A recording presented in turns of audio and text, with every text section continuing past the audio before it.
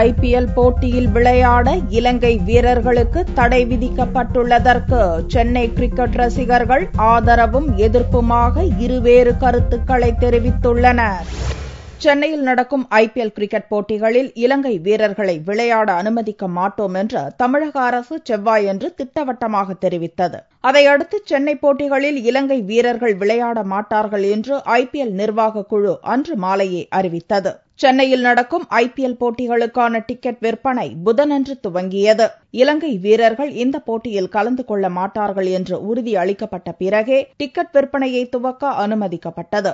இலங்கை வீரர்களுக்கு சென்னையில் விளையாட தடை விதிக்கப்பட்டுள்ளது குறித்து கேட்டதற்கு அரசியலையும் விளையாட்டையும் சேர்க்கக்கூடாது என்றும் இலங்கை வீரர்களை ஆட அனுமதிக்க வேண்டும் எனவும் சில ரசிகர்கள் கருத்து தெரிவித்தனர்.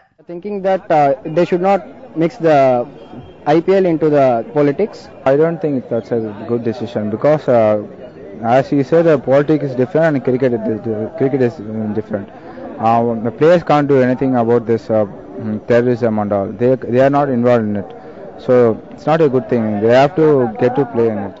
இலங்கை வீரர்களை அனுமதிக்க வேண்டும் என்று ஒரு தரப்பு ரசிகர்கள் கூறும் அதே வேளையில் இன்னொரு தரப்பினரோ ஏராளமான தமிழர்கள் இலங்கையில் படுகொலை செய்யப்பட்டுள்ளதை நாம் கட்டாயம் உணர்ந்து பார்க்க வேண்டும் எனவும் இலங்கை வீரர்களை தமிழகத்தில் விளையாட அனுமதிக்க கூடாது என்றும் உறுதியாக தெரிவித்தனர். Lots of Tamil people were killed. We are Tamilans. We have to feel like be a Tamilan.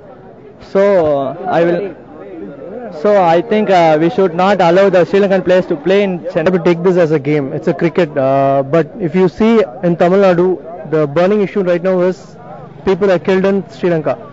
So it's not my opinion. It's feeling of all Tamil people here. So I should say they must be stopped. It's not my opinion, but it's feeling of all crores of people staying here. இந்த ஆண்டு IPL போட்டிகளில் 13 இலங்கை வீரர்கள் விளையாடுகின்றனர்.